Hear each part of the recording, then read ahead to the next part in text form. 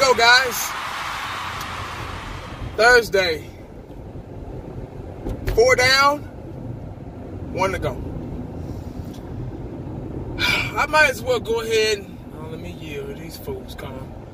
I might as well go ahead and get my Dallas Cowboy versus Houston Texans post-game.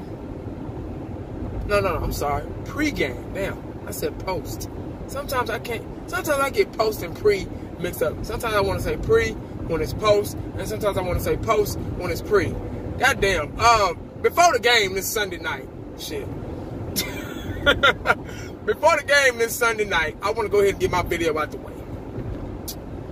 We got the Houston Texans, guys. This Sunday night. What night? Who picks the times? I want to be there. Next season, I will be there when they're making the schedule. I will fly out to New York or wherever I got to go. And I'm going to be there when they're making the schedule. And I want all 3 o'clock games. Even the Super Bowl, if we make it. I want it at 3. I want the Super Bowl Saturday. If they ask me, they say, hey, 1980. Okay, we went over the schedule. And when do you want to, if you guys happen to make it to the Super Bowl, what time do you want to play? 3:30. Saturday. Because you have all that fun. You got people over, you buying wings and barbecue and all that stuff, man. Chips and dip and chips and queso. And, you're just having the greatest time of your life, even if your team isn't in it. And guess what you got to do the next morning? Just take a wild guess. Got to go to work. Got to go to work. After all that, you got to go to work. Reality sets in. As soon as that game before the game goes off, reality starts setting in. You can't enjoy it. You can't have fun. So, that's why I want all my games at 3:30. Because it gives you time to wake up in the morning, spend time with your family, cook breakfast, go to church or whatever you're going to do. And then you can kind of take a little nap and, And see, when you got a game at 12, you can't do that. And you're so amped up, or you're either pissed off because you lost, or you're either pissed off because you're either happy because you won. And you can't take a nap. It's too late. It's time to start getting ready for the work day, for Monday. And then if you have it Sunday night, what time is the game? 7 o'clock, 7:20. That means it's not going to go off till after 10 o'clock. So what time do you have to, what do you have to do after that? Go to bed. So whatever you need to get done, pack your lunch, get your week ready, get your day ready tomorrow. That next day, you better do it before the game. The only thing good about a late game is you get to take a nap. You get to do whatever you want to do, but you got to wait. Everybody else played their game. You got to still wait. I hate it. I can't stand it. But anyway, guys, we got the Houston Texans at Houston. Don't be a tough one, man. Believe it or not. Houston's trash. All right. It's going to be a tough one, man. Because for one, it's in Houston. 2, it's a Texas team. It's going to be the battle of the Lone Star State. Battle of the Texans. Clash. They're going to bring their A game against the Dallas. Hell, everybody brings their A game against the Dallas Cowboys. Because we generate the most revenue in a game. We get the most ratings. Because people love to love us and they love to hate us. They want to see us win or they want to see us lose. But we got the Houston Texans, guys. First things first, I want to start off is they are not a pushover. They are 1-3. We're 2-2. Doesn't matter. Every game you play, you should play it like you're 0-0. Like it's the first game of the season or it's the Super Bowl.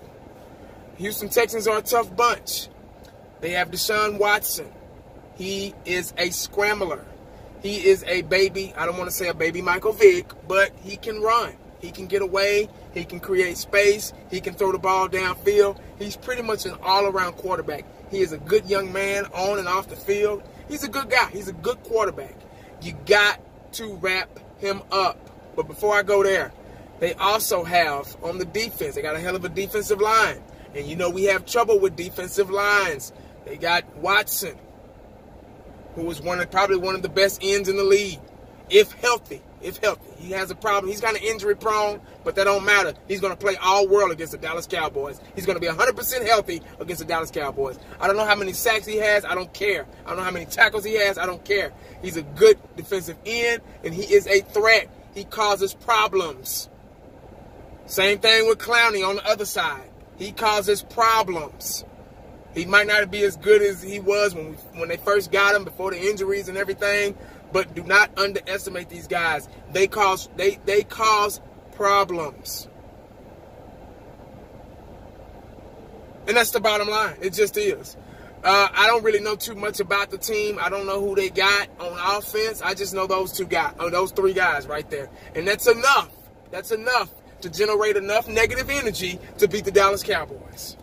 Because we have a problem playing away this year, this season, hell, last season.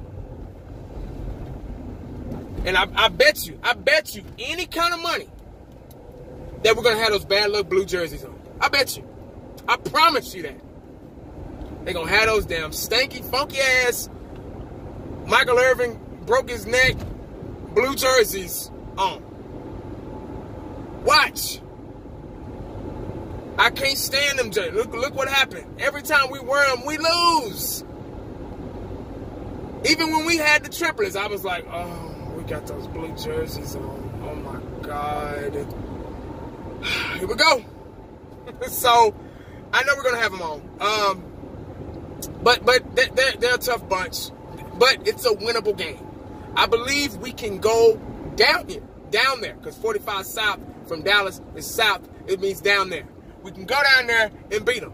I'm pretty sure we can. We have the potential of doing that. If we play like we played last week, we have the potential of beating Houston Texans. They're struggling right now. They're 1-3. They're a beatable team.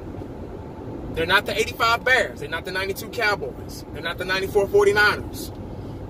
So, it's a winnable game. If Dak and Zeke can get it going, especially Zeke. Zeke has to get it going. You got to feed him. If it's with the run or if it's with the pass, you got to feed him. You don't want to wear him out, but you got to feed him. Cole Beasley is probably going to be the difference maker in the receiving.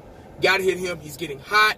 He's getting his, what's the word I'm looking for? He's getting his confidence back.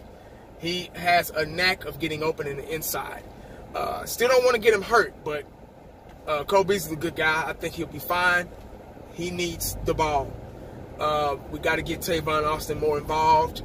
We got to get Michael Gallup more involved. All these receivers are capable of making down-the-field plays.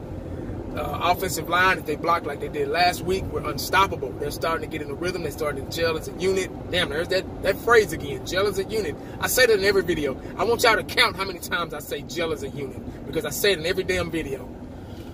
But that's what it is. So, we have to wrap up.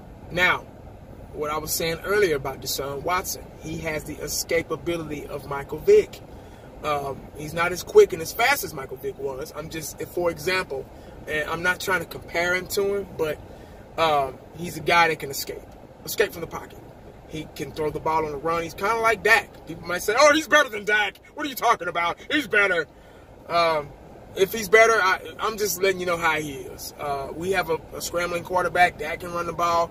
Dak can throw outside the pocket. They have some of the same similarities. That's all I'm saying. I'm not saying who's better and all that stuff. I'm just saying that they have a mobile quarterback. Deshaun Watson is one of those type of quarterbacks where if he smells trouble, if he gets in trouble, he's going to run it. And our defense has a problem, have a big problem, which I hope they can fix in practice. I hope they've worked on it in practice since the Lions game, since the Giants game, since the Panthers game, since the Seattle Seahawks game. I hope they fix the wrapping up, because I'm telling you, if you do not wrap up Deshaun Watson in the backfield when you have him, he is going to run for first downs, maybe more. So wrapping up is a big issue for the Dallas Cowboy defense.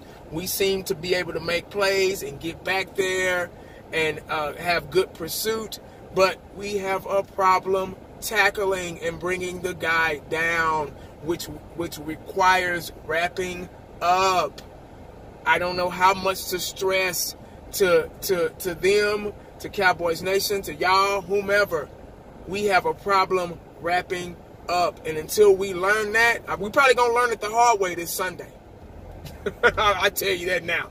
Because Deshaun Watson ain't no punk. He going to run on your ass just like Cam Newton did and get up the field and bye. And they going to, Cowboy defense going to be, what happened? What did we do? Motherfucker, you didn't wrap up. God, dog. So, if we can do that, defense is good. We got the #1 pass rusher in the league, DeMarcus Lawrence. We got the best cornerbacks, I believe, in the league with Cheeto and Byron Jones. So, we got David Irvin coming back.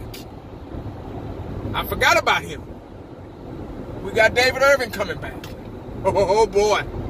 So, you got D-Law, you got Gregory, you got Crawford, you got Irvin, and Taco.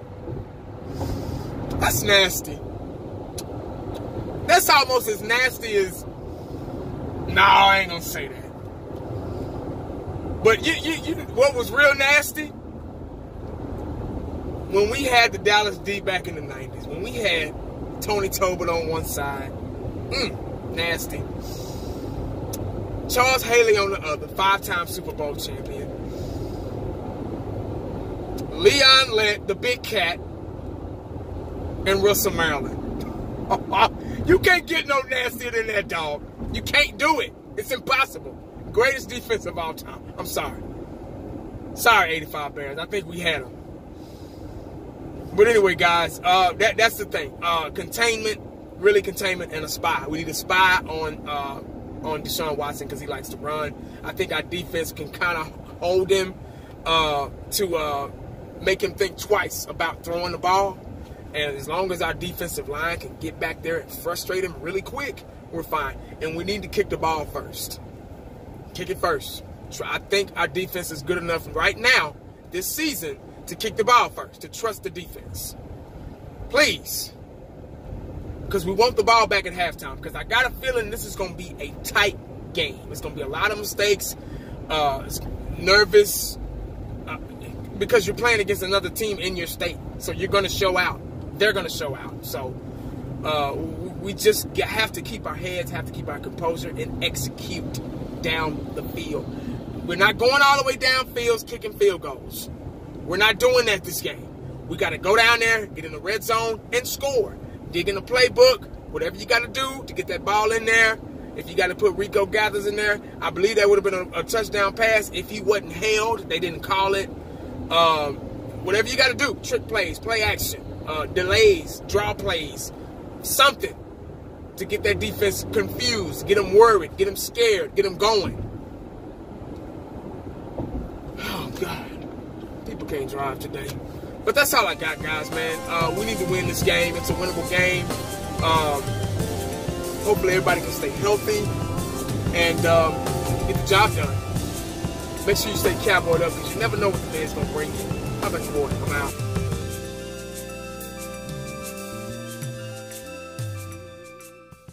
And the only thing else I got to say is,